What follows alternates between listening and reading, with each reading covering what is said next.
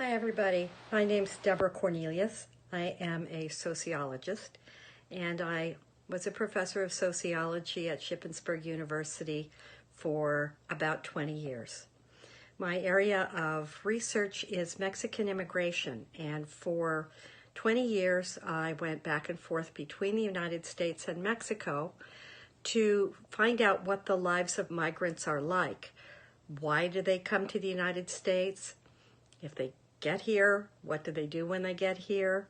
How has the migration process affected their families, both in Mexico and their connections when they get to the United States? So my research was a combination of survey research and extensive interviews with folks on both sides of the border. I would say that my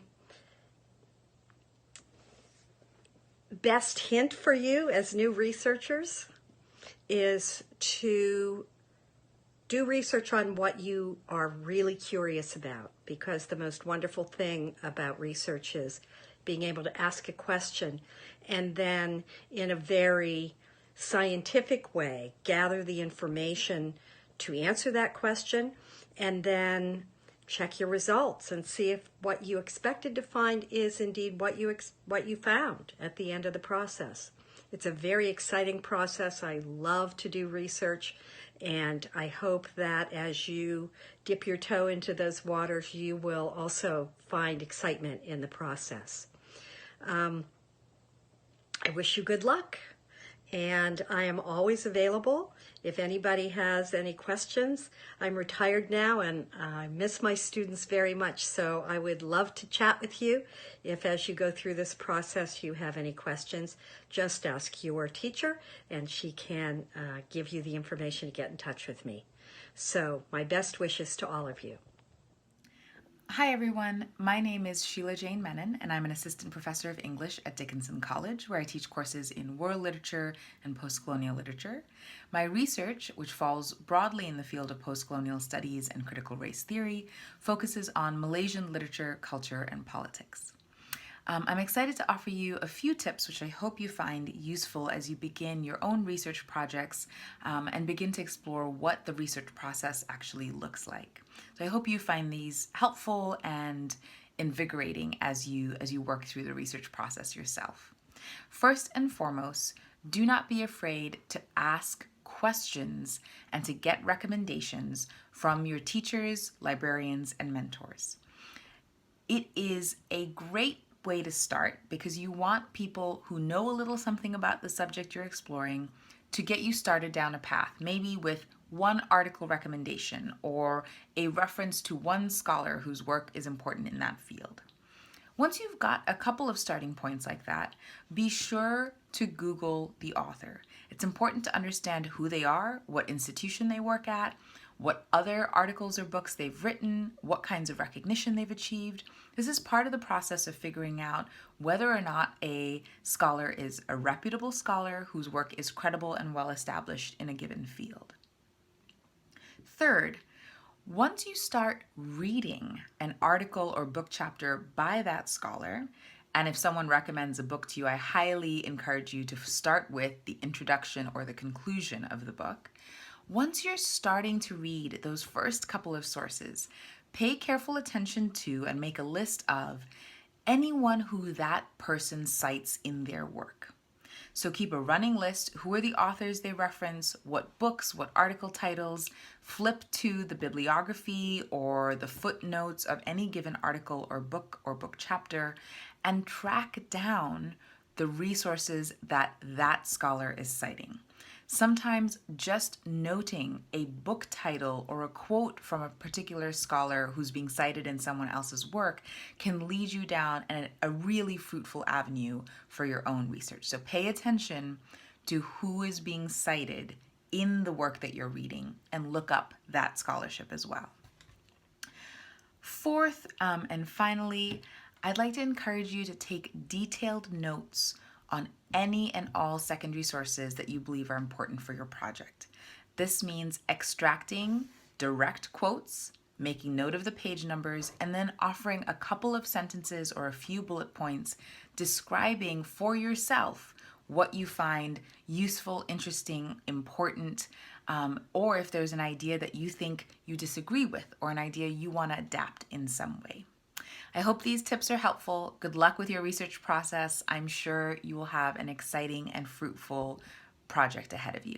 Good luck. Hi, my name is Kelly Clark, and I'm a Master Resiliency Trainer. I'm here to provide you with my number one tip for any research project. Stay organized. It may seem like a small task, and it may seem like something that your instructors are telling you need to do, and you think, it's fine, I've got this, I know exactly where everything is. Trust me, after years of graduate school, writing curriculum, and working on large projects for some big organizations, stay organized. Come up with a system or use the system that's been prescribed to you, and you'll have everything you need right where you need it when you need it. Come up with a system that allows you to keep track of questions that you have for further research or for your teacher, instructor, or mentors on this project. Keep track of those ideas and those what ifs and, oh, I wonder if this might connect to what I'm doing. Have a spot for all of those things. Of course, keep a great bibliography and just lists of possible resources as you work through. But coming up with a system and taking a little bit of time out of each session to stay organized will save you so much time in the end, and you'll be able to see where you're going and what you need to be successful. I wish you all the best as you take on this incredible endeavor, and best of luck. Hi, my name's Ryan Williams, and I'm a composer and doctorate student in music theory and composition. For my dissertation, I did a research project on marching band show design. Part of what gave my paper this strength was being critical of my own research along the way. As I began to answer my own research questions, I started to think what the critical commentary would include. As I talked about marching and choreography, a voice in the back of my head rebutted, well, why is band special? What about dance? And so I followed that thread and researched the styles of choreography used by professional dancers. As I talked about how bands make big moments happen on the field, I started to say, well, why is that even a thing?